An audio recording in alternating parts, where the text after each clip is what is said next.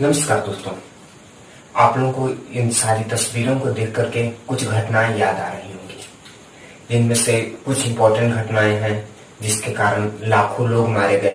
इन सब घटनाओं में हुई एक भी मौत ने आपको दिल में थोड़ी सी भी ठेस पहुंचाई है, आपका दिल थोड़ा सा भी पस जा हो, तो आइए इस वीडियो को मेरे साथ आखिर तक देखिए।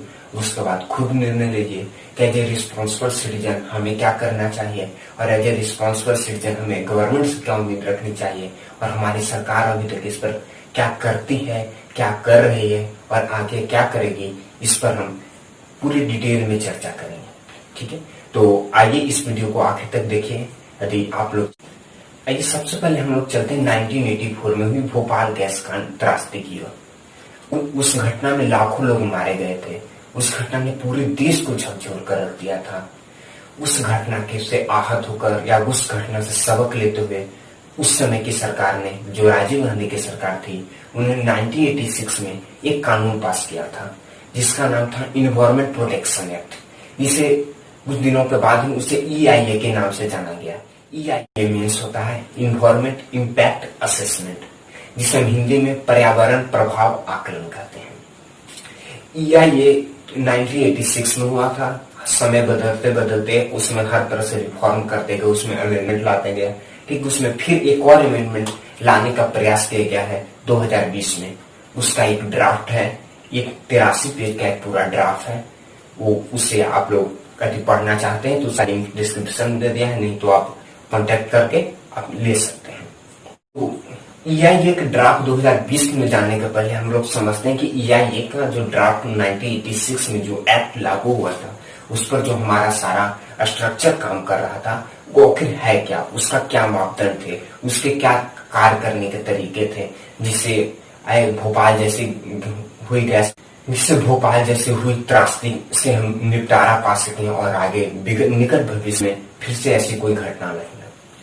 तो 1986 में जो EIA था, 1986 के बाद उस EIA के नियम के अनुसार 1986 के बाद जितने भी भारत इंडियन गवर्नमेंट के अंदर सरकारी काम हो, गैर सरकारी काम हो, जैसे उदाहरण स्वरूप हम समझ सकते हैं, चाहे हाईवे बनना हो, चाहे कोई पुल का निर्माण हो, चाहे कोई डैम का निर्माण हो, चाहे कोई कोल माइन बन रहा हो, चाहे कोई भी केमिकल फैक्ट्री बन रहा हो या कोई भी फैक्ट्री बन रहा हो, उस सबसे EIA से इस सब फैक्ट्री के संचालक को EIA से NOC लेना पड़ता है, नो ऑब्जेक्शन सर्टिफिकेट लेना पड़ता है। तो आखिर अब हम लोग जानते हैं कि EIA के मापदंड क्या था, किस आधार पर सारे इंडस्ट्री, जो भी इंडस्ट्री है या जो भी हाईवे बनाने वाला काम करने वाले ठेकेदार हो, उन सबको NOC कैसे मिलता है, उसका क्या मापदंड होता है, उसका क्या तौर तरीके होते हैं, उसका क्या कार्य प्रणाली है। तो सबसे पहले EIA के नियमानुसार साइट का सिलेक्शन ऐसा होना चाहिए। यदि हम एक उदाहरण स्वरूप हम डैम से ले लेते हैं, यदि कोई डैम का निर्माण हो रहा हो तो डैम का निर्माण उसी जगह पर होना चाहिए जहां से गांव से अधिकतम दूरी पर हो, क्योंकि यदि डैम में ज्यादा पानी है तो गांव के डूबने का खतरा कम बना रहे। तो उस तरह से साइट का सिलेक्शन हो गया। दूसरा और मोस्ट इम्पोर्टेंट फैक्टर था 1986 के ड्राफ्ट में कि पब्लिक हियरिंग यानी पब्लिक क्या चाहती है, पब्लिक क्या इस काम से खुश है, कितने आदमी इस काम से खुश है, कितने आदमी नाराज हैं, कितने आदमी को घाटा हो रहा है। चाहे कोई भी काम हो उससे किसी को घाटा होता है, किसी को फायदा होता है।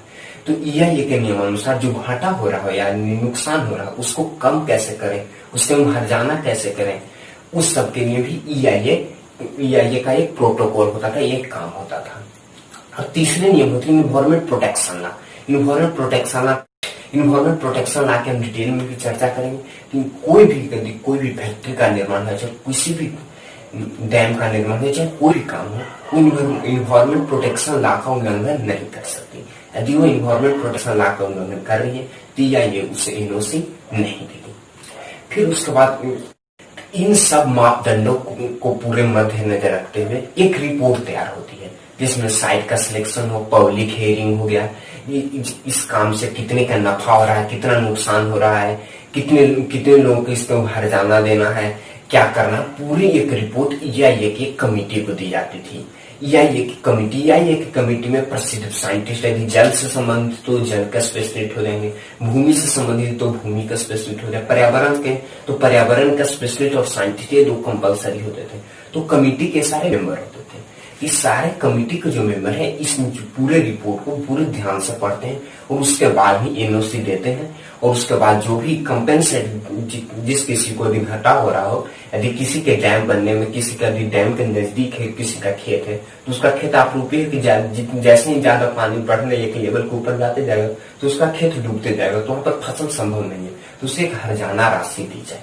तो एक ऐसे वो सारी EIA की जो कमेटी है वो निर्धारित करती है कि ऐसा संभव हो कि ऐसा सबको मिले। तो कुल मिलाकर सुई इसी बात पर अटक जाते हैं, या हम कहें कि इसका निष्कर्ष यही निकाल सकते हैं कि ये जो 1986 का जो रिफॉर्म था या जिसे इन्वायरमेंट प्रोटेक्शन एक्ट करें, ये बिल्कुल प्रॉपरली वर्क नहीं कर पाने के कारण ये नियम तो सच में देखने में बहुत अच्छे थे, मगर नियम जो काम करने, जो एक्चुअल वर्क लेवल जो करते हैं, ग्राउंड रिपोर्टिंग करते हैं, ग्राउंड पर जो काम होते थे हकीकत में क्या होते हैं आप लोग बखूबी जानते हैं। हकीकत में पब्लिक हियरिंग के नाम पर हम लोग के साथ, आप लोगों के साथ सिर्फ एक भद्दा मजाक होता है, और वो भद्दा मजाक करने वाला कोई और नहीं, हम लोगों के सोसाइटी के बीच में 10 ऐसे भैया, चाचा, मामा टाइप ऐसे लोग होते हैं जो सिर्फ मटन और दारू के नाम पर हम लोग के साथ भद्दा मजाक करते हैं।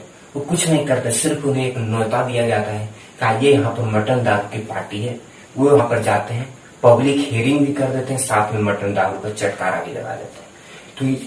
तो ऐसे ही पब्लिक हियरिंग के कारण ही दोस्तों, और जो एनओसी देने वाले हैं उन लोगों की गलती के कारण ही फिर से भोपाल गैस कांड जैसी त्रासदी के बाद भी ये घटना, और इतने सख्त कानून के बाद भी ये घटना नहीं रुकी। ताजा उदाहरण आप लोग देख सकते हैं, एक विशाखापट्टनम गैस कांड, दूसरा असम हुए तेल कांड।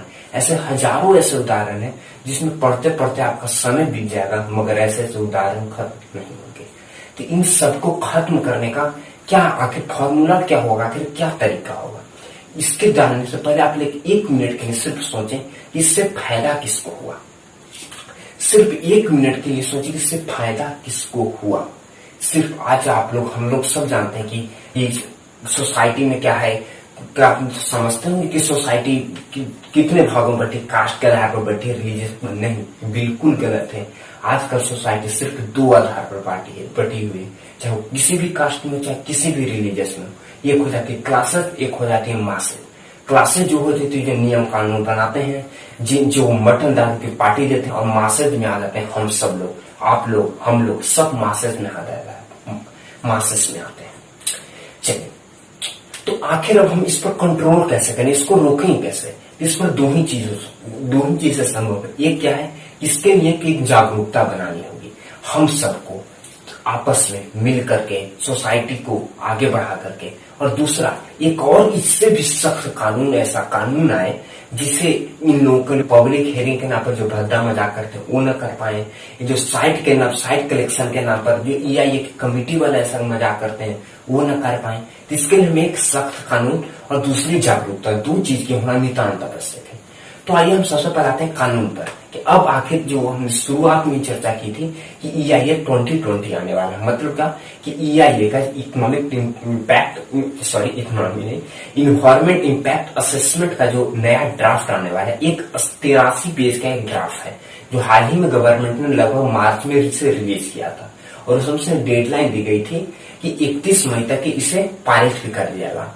मगर thanks to Delhi high court इसमें एक और 2 क्लॉज जोड़ा गया, जिसमें एक सबसे बड़ी क्लॉज थी, इसमें जो भी हो जाएगा कि पब्लिक को लगती है कि इसमें और कुछ संशोधन की जरूरत है, तो पब्लिक इसे संशोधन के लिए कर सकती है, गवर्नमेंट को मेल कर सकती है। वो गवर्नमेंट का क्या मेल है, ये वीडियो के लास्ट में आप लोगों को मैं जरूर बताऊंगा। चलिए, तो थैंक्स टू दिल्ली हाईकोर्ट अब ये डेडलाइन हमारे पास है 11 अगस्त तक के। 11 अगस्त तक के हम इसमें मेल कर सकते हैं, या क्या हम क्या करें। मगर इससे पहले हम जान लें कि आखिर EIA 2020 में जो नया ड्राफ्ट है इसमें क्या है, इसमें क्या क्या कमियां हैं, क्या क्या इसमें बढ़िया चीज है, ये आप लोग खुद पढ़ के पता कर लीजिए। ऐसे बढ़िया चीज कुछ नहीं है। 1986 का जो ड्राफ्ट है उससे आप बढ़िया के रूप में समझिए, और खराब के रूप में मैं आप लोगों को बारी बारी पॉइंट बाय पॉइंट 1 by 1 आपको समझाने का प्रयास करता हूँ। सबसे पहले इसके नंबर 1 कमियां है कि ये जो है कि पहले 1986 के जो ड्राफ्ट में था यदि आपको एनओसी नहीं मिली है तब तक आप जब तक आपको काम स्टार्ट नहीं कर सकते हैं। मगर इसमें क्या है कि यदि आपको एनओसी नहीं मिली फिर भी आप काम को स्टार्ट रख सकते हैं।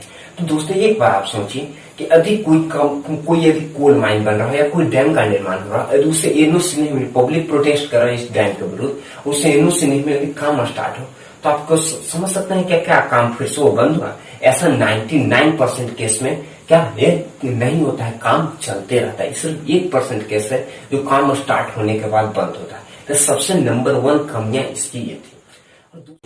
और दूसरी इसकी कमियां पब्लिक हियरिंग के रूप में है।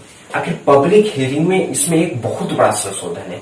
पब्लिक हियरिंग के लिए आप लोग पेज नंबर, पब्लिक हियरिंग से संबंधित आप 46, 47 और 48 आप लोग ये 3 पेज दिया गया पब्लिक हियरिंग के संबंधित।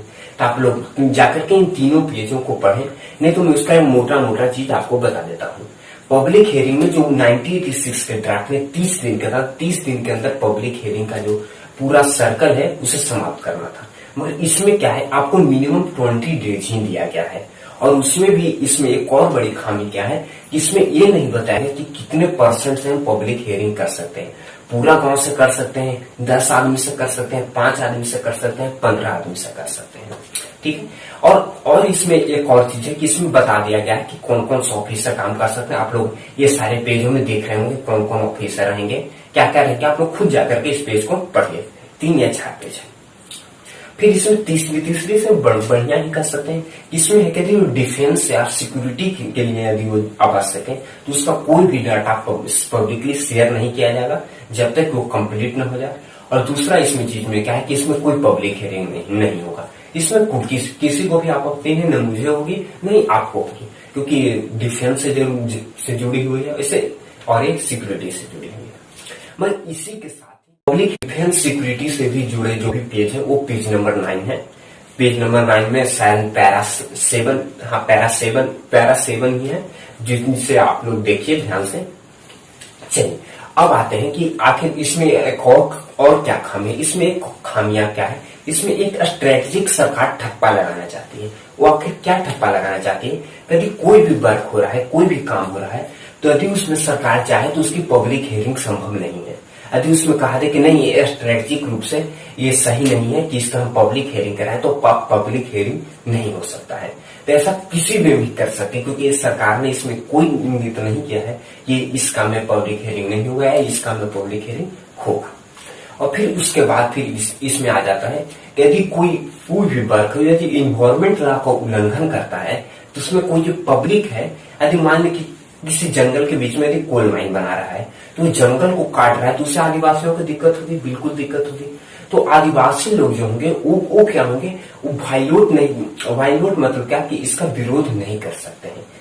तो इसका विरोध कौन करेगा, या तो जो काम कर रहा है कोल माइन बनाने वाला वो, या तो कोई अप्रेजल कमेटी है, या तो हम कर सकते हैं क्या गवर्नमेंट कर सकती है। ठीक है, चलिए तो आप लोग समझ जाइए कि क्या गवर्नमेंट इस चीज का विरोध करेगी, क्योंकि गवर्नमेंट है तो एनओसी दिया है, और नहीं जो काम कर रहा है वो इसे विरोध करेगी। तो इसमें चौथी खामियां है।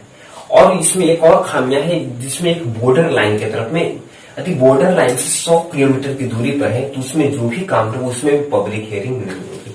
वैसे हम लोग के तो संभव है, मगर नॉर्थ ईस्ट वालों के लिए ये 100 किलोमीटर बहुत ही दुखदायी साबित हो, क्योंकि नॉर्थ ईस्ट जो है पूरा नॉर्थ ईस्ट है वो बॉर्डर से 100 किलोमीटर की दूरी के ही इर्द गिर्द में पूरा सिमटा हुआ है। आधा नॉर्थ ईस्ट कहें तो आप लोग मैप देखिएगा, मानचित्र देखिएगा, तो उसमें आपको पाइएगा क्या कि उसमें 100 किलोमीटर की दूरी में लगभग पूरा आधा नॉर्थ ईस्ट आ जाता है। तो ये नॉर्थ ईस्ट वालों के लिए प्रॉब्लम है।